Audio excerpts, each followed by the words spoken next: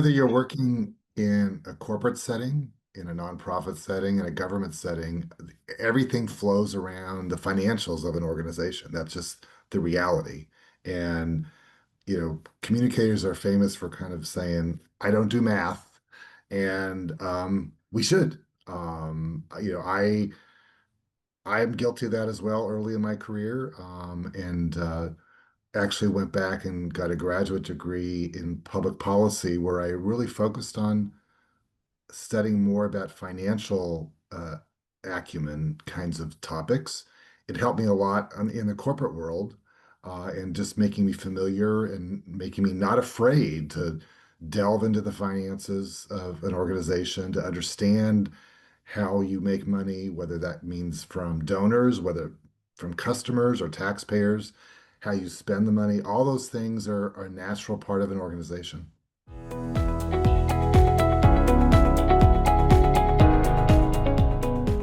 Both the public and nonprofit sectors have various regulations that govern financial communications and financial governance. Probably the most critical one in the corporate world is Reg FD, referring to financial disclosure information and the process. And that is critical, really, for any communicator working in a company setting to understand, especially a publicly traded company. But even if you're not publicly traded, you may be in the future or you used to be, but it's an important data point to start with regard to your knowledge. It governs how you disclose information, when you can disclose it. And again, communicators need to be aware not just of the existence, but the elements of Reg FD, because it really impacts how you communicate, when you can communicate. There are periods before a quarterly earnings release where you're in a quiet period. There might be a stock offering. There might be all kinds of things happening within the organization that you are bound not to discuss publicly. Or if you do disclose information, you have a duty to update your shareholders and the public if the facts change. So that's why you see companies very carefully sometimes declining comment or not acknowledging rumors, because if you acknowledge a rumor isn't true and then it becomes true, then you have a duty to update your shareholders and your investors and the public in different kinds of ways. And this applies, it could apply to social media posts, it could apply to employee communications. It runs the gamut with regard to how you can disclose information and to whom. And it- understanding the basics of Reg FD and also your obligations as a communicator puts you in a better place in front of your colleagues, especially the finance and legal teams who are responsible for the day-to-day of this.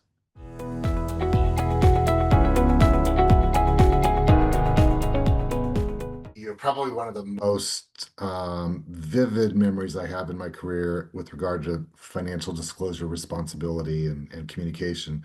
Goes back to when I was involved in a bankruptcy restructuring, and we had uh, chairman at the time, a chairman of the board who wasn't used to the corporate obligations of an organization. And so he would somehow very spontaneously share his thoughts as he was walking with reporters and just kind of letting information flow that wasn't yet public or maybe wasn't 100% accurate. And I'm dating myself here, but this goes back to the days of the BlackBerry. I remember many times on my way to work or on my way home, pulling over on the side of the road and typing out a media statement that could be used for disclosure purposes, again, to either correct the record or to make it more widely known. Because again, when an executive, I don't want to say leaks, but when he or she shares information to a uh, isolated audience on matters that need to be widely public. Again, the company has a duty to make that information available quickly across all audiences. So that was a classic example where probably two or three times a week I was playing catch up, trying to get the disclosures out in a timely fashion, um, to make sure we were compliant with regulatory disclosure information. It gets technical, it might get boring, but it certainly gets lively on the inside when you're scrambling to keep up with limited disclosures that need to be public.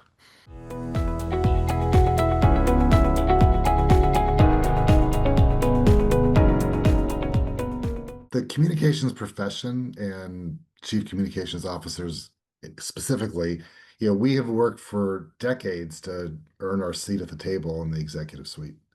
And I say earn because it's not a given.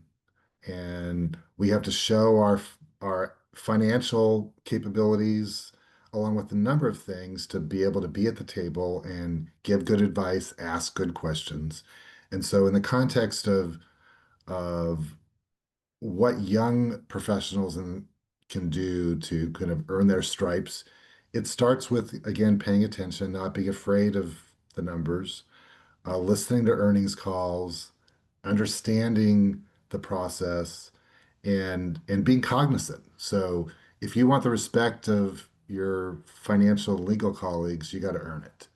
And again, that requires investing in yourself and investing in this topic so you can be useful to the organization. The other thing that's very different that I've seen over the course of my career is, a long time ago, before the internet, financial communications were very siloed and isolated, and they were focused just to, um, investors. And if somebody wanted to go looking for them, you could get that information, but it wasn't easily accessible like it is now. And financial communications are communications. Financial disclosure is communication. And sometimes we need to help our legal and finance colleagues who might be thinking one way, and we can help them understand that if we say it in this what we think is an isolated forum is really a public forum, and how we characterize things needs our guidance. I recall one time we were prepping for a quarterly earnings call, and the CFO and the CEO kept inserting language in the script about a financial headwind in the next quarter.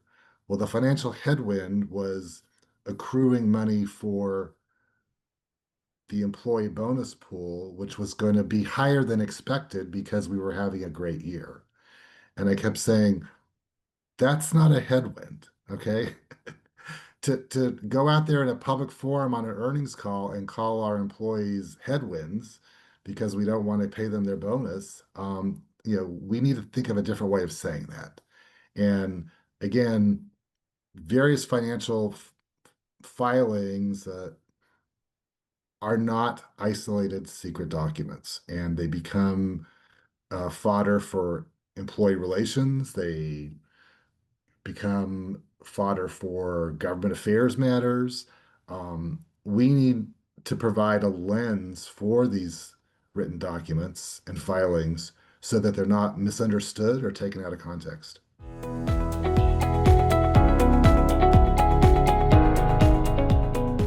Well, it's important for us to remind ourselves every day there are no secrets. And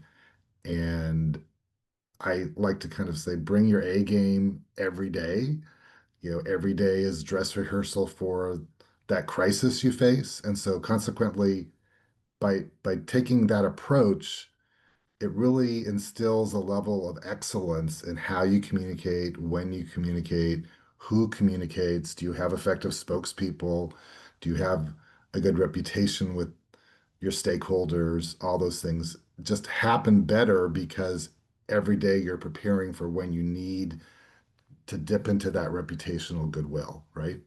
And so the financial piece is one very important element of that in the context of if you're educating your employees, for example, about how you make money, what's the competition, what's what are the challenges ahead, what are the strategic initiatives.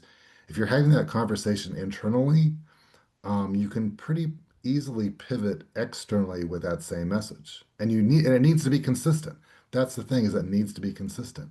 And if you're only having it externally, you're leaving a bunch of things on the table with regard to what you should be communicating with your employees. And sometimes your customers, as you're facing changes in how you go to market, price changes, tariffs, all these things that you have to now explain to your customers. Again, that requires some level of financial knowledge and taking it out of an abstract thing and putting it into a conversation. Because there's a lot of people, not just communicators, there's a lot of us who may not on a day-to-day basis talk about money and finances and economics, but it impacts everything we do. And so how do you kind of bring that into a conversational tone?